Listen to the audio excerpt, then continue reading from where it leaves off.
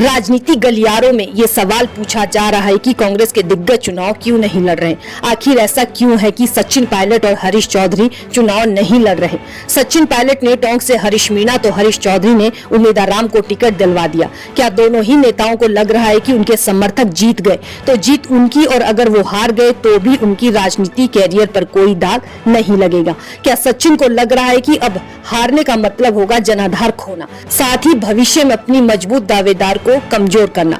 शायद यही वजह होगी कि सचिन भविष्य की राजनीति के लिए खुद को बचाना चाहते हैं, क्योंकि मोदी लहर में सचिन अगर हारते हैं तो फिर इसका खामियाजा भुगतना पड़ेगा। विधानसभा चुनाव के दौरान भी कहा गया था कि सचिन को कमान दी जाती तो फिर विधानसभा चुनाव का परिणाम कुछ और हो सकता था। तो क्या कांग्रेस और सचिन इस कंफ्यूजन को 2028 तक बनाकर रखना चाहते हैं, ताकि 2028 से पहले सचिन को राजस्थान की जिम्मेदारी सौंप माहौल बनाया जा सके। कुल मिलाकर कहा जा सकता है कि फिलहाल कांग्रेस चुनाव से पहले हार मान चुकी है और वो 2028 और 2029 के चुनाव की तरह रणनीति तैयार कर काम कर रही है।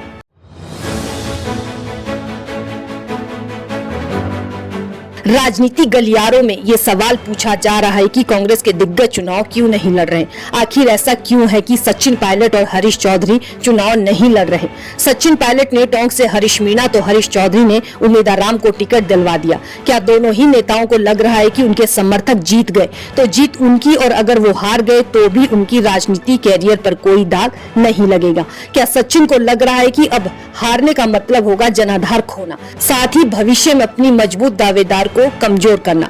शायद यही वजह होगी कि सचिन भविष्य की राजनीति के लिए खुद को बचाना चाहते हैं, क्योंकि मोदी लहर में सचिन अगर हारते हैं तो फिर इसका खामियाजा भुगतना पड़ेगा।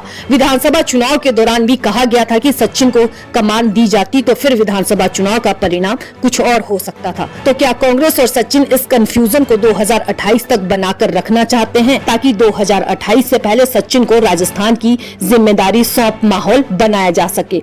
कुल मिलाकर कहा जा सकता है कि फिलहाल कांग्रेस चुनाव से पहले हार मान चुकी है और वो 2028 और 2029 के चुनाव की तरह रणनीति तैयार कर काम कर रही है।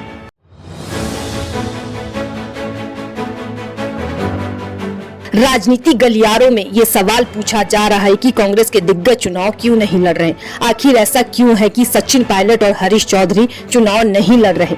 सचिन पायलट ने टोंक से हरीश मीणा तो हरीश चौधरी ने उम्मीदवार राम को टिकट दिलवा दिया। क्या दोनों ही नेताओं को लग रहा है कि उनके समर्थक जीत गए तो जीत उनकी, और अगर वो हार गए तो भी उनकी राजनीति कैरियर पर कोई दाग नहीं लगेगा। क्या सचिन को लग रहा है कि अब हारने का मतलब होगा जनाधार खोना, साथ ही भविष्य में अपनी मजबूत दावेदार को कमजोर करना।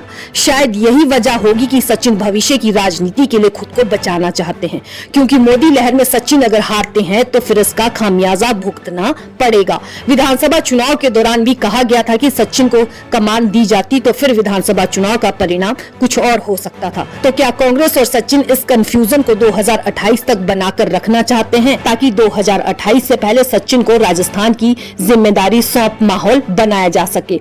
कुल मिलाकर कहा जा सकता है कि फिलहाल कांग्रेस चुनाव से पहले हार मान चुकी है और वो 2028 और 2029 के चुनाव की तरह रणनीति तैयार कर काम कर रही है।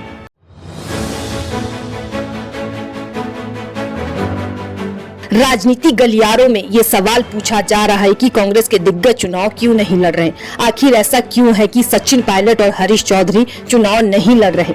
सचिन पायलट ने टोंक से हरीश मीणा तो हरीश चौधरी ने उम्मीदवार राम को टिकट दिलवा दिया। क्या दोनों ही नेताओं को लग रहा है कि उनके समर्थक जीत गए तो जीत उनकी, और अगर वो हार गए तो भी उनकी राजनीति कैरियर पर कोई दाग नहीं लगेगा।